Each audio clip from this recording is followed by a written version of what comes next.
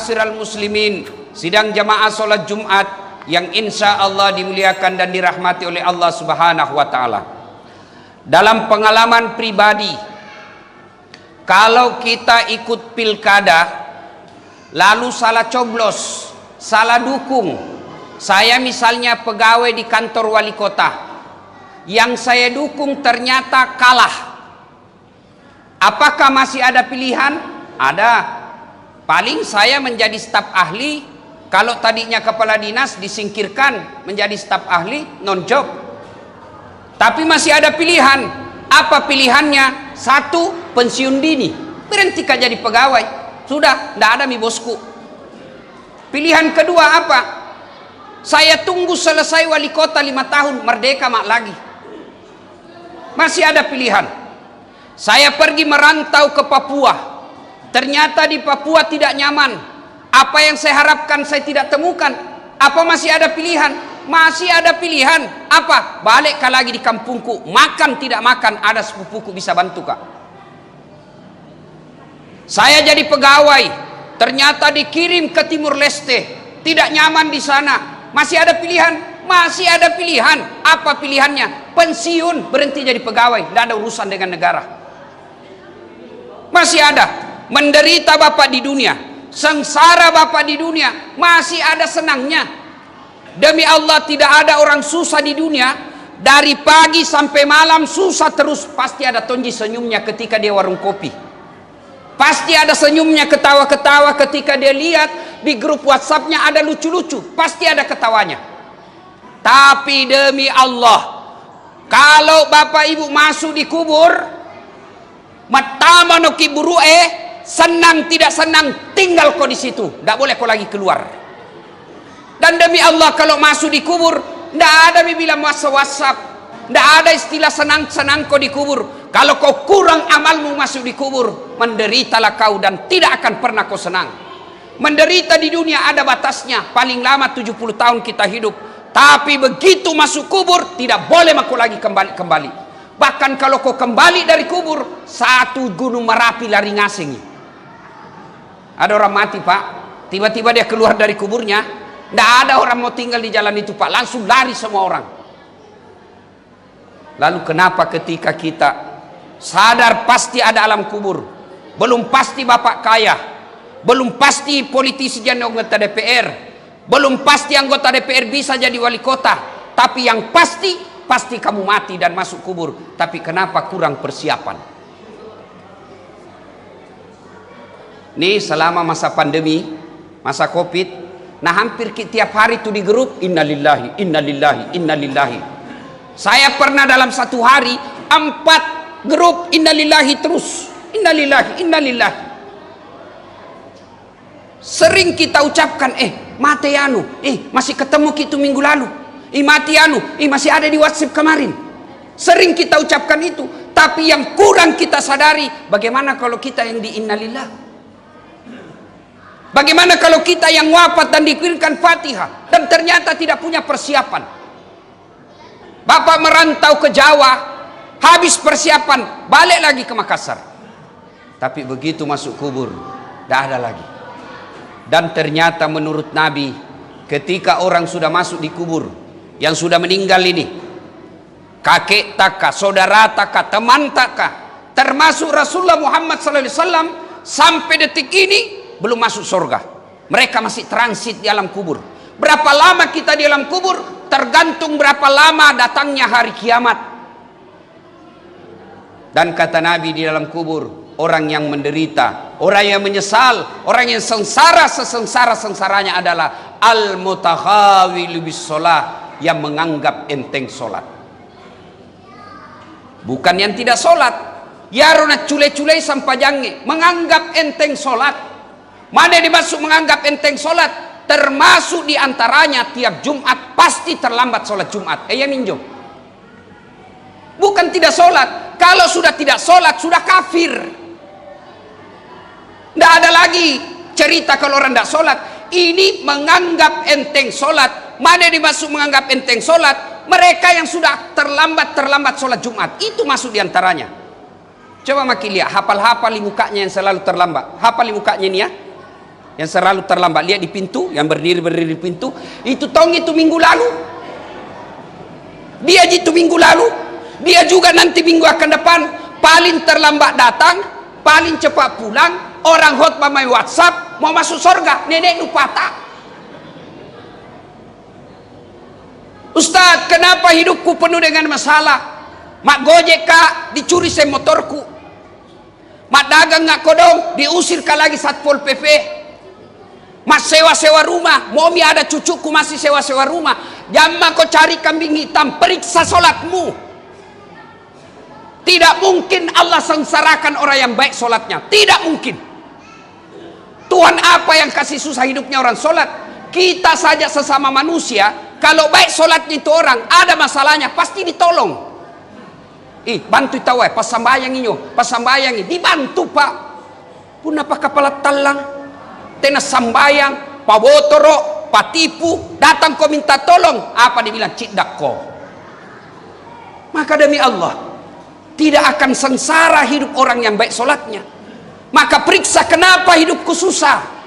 Ada orang barangkali ngontra-ngontra hidupnya pak, memang ngontra-ngontra hidupnya, tapi tenang hidupnya.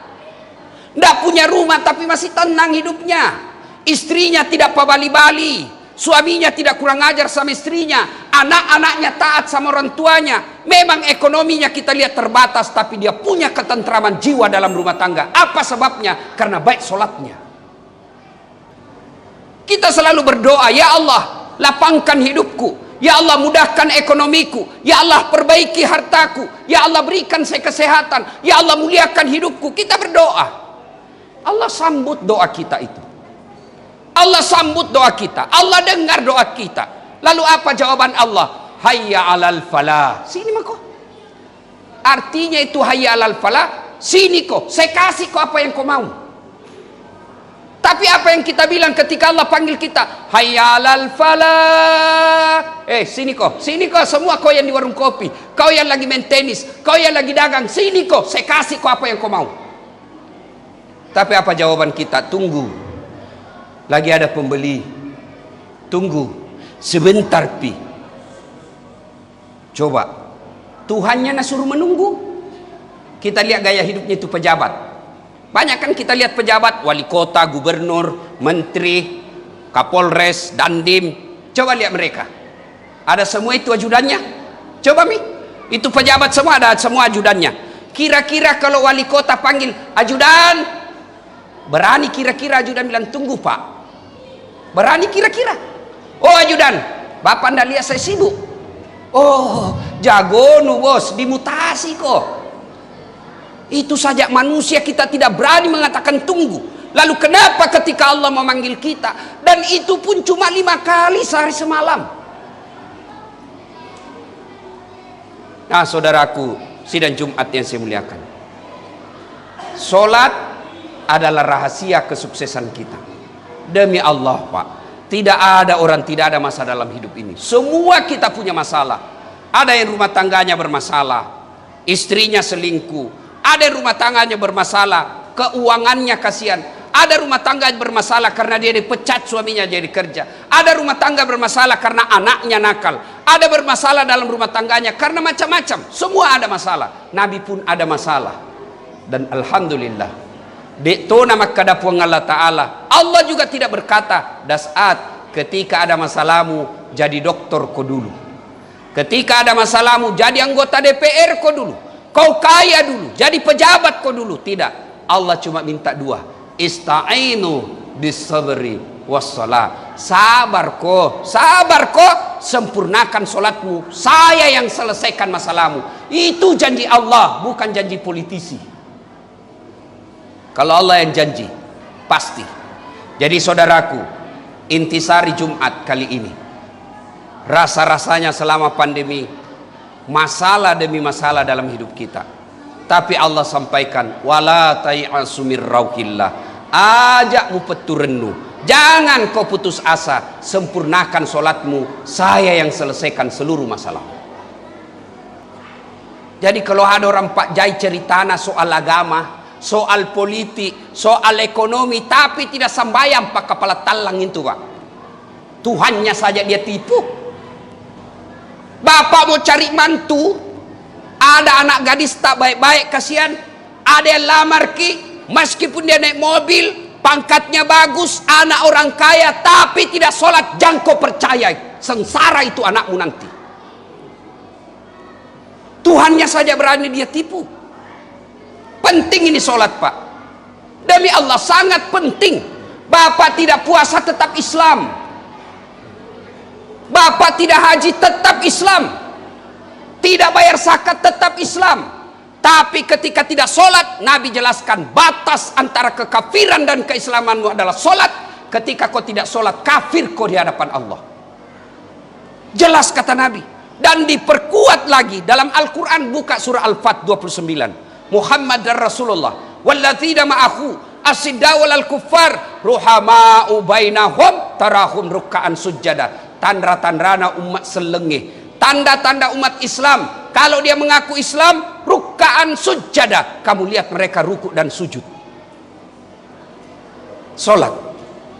Bapak tidak puasa 5 tahun berturut-turut, tobat ki, bayar utang tak yang 5 tahun itu, selesai urusan. Bapak tidak haji padahal sudah mampu, tobat hari ini, segera menunaikan haji, selesai haji, tidak ada masalah. Tapi kalau tidak sembahyang subuh kita tadi, bagaimana caranya dibayar? Dia bilang besok Ustaz sembahyang subuh, besok untuk besok. Dia bilang 2 kali ya sembahyang Ustaz, lebih salah lagi. Maka intisari dan sangat pesan penting Jumat kali ini, mari evaluasi kali solat kita, karena solat inilah tanda keislaman kita. Tidak usah banyak cerita dulu soal ibadah yang lain, kalau solat kita tidak akan beres.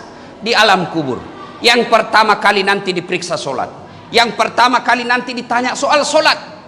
Bahkan Nabi ketika sakaratil maut, melok direduk nyawanya, sudah dicabut nyawanya Nabi, sampai ujung lidah terakhir di bibirnya sudah sakaratil maut. Nabi pesankan, jaga solatmu, jaga solatmu, jaga solat kalian. Nabi tidak katakan jaga hajimu, tidak. Nabi katakan solatmu, jaga solat di antara kalian. Begitu pentingnya solat ini. Makanya ketika mau pi solat Jumat, Pak, itu setan berusaha goda ki, nanti pi sebentar pi. Kita lihat nanti, Pak, selesai solat Jumat ini masih ada kayak langsung lompat. Tinggal saya maki dulu 3 menit, 5 menit berdoa, ya Allah perbaiki hatiku, Rabbana la tusik qulubana ba'da is hadaitana wa hab lana min ladunka rahmah. Ya Allah, jangan kau palingkan hati hamba setelah engkau berikan hidayah. Perbaiki iman saya. Ya Allah, mudah-mudahan Jumat depan saya bisa datang lebih awal. Tapi kalau tadi terlambat, sudah makin disampaikan dan disinggung, tapi kita bilang kucini tompina kucini ki eja pina doa langsung lompat lagi nanti. Anjo ini kan anak bilang Nabi kaswatul qalbi, orang yang telah mati hatinya.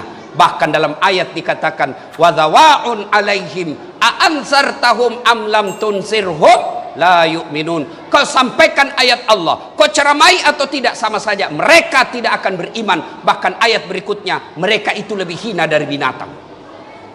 Kita lihat nanti, kalau masih malu-malu kipulan nanti, Pak, alhamdulillah masih ada iman tak. Tapi kalau langsung lompat nak aku cini tompi nak cini ke ustaz, hati-hati ki bos, mati mi hati tak. Kambing, kalau dia suka ganggu temannya, Pak, jual. Tidak ada yang beli di pasar, potong. Dagingnya bisa sate, isi perutnya bisa jadi soto, coto, kulitnya bisa jadi perhiasan, tanduknya bisa jadi perhiasan, bahkan ekornya bisa jadi sop ekor, sop kikil, sop buntut. Tapi kalau di sini manusia tidak sembayang, jelek mukanya, tidak terkenal, pengangguran, pembohong, tukang tipu, mau diapain, Pak? Mau diapa? Dijual, siapa mau beli? Dipotong, siapa mau makan? Inilah yang Allah jelaskan, orang-orang yang keras hatinya itu, mereka lebih hina dari binatang. Tujuannya kita dikumpul Jumat ini agar ada evaluasi, kecas. Khutbah Jumat ini cas. Mudah-mudahan selesai khutbah ada perbaikan iman dan keyakinan menjadi lebih baik.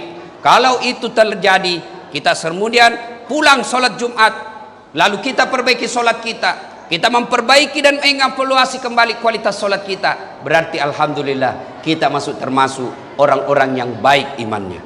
Semoga ada manfaat, lebih dan kurangnya mohon dimaafkan. Barakallahu li wa lakum wa izza'izil mu'minin, innahu huwal ghafurur rahim.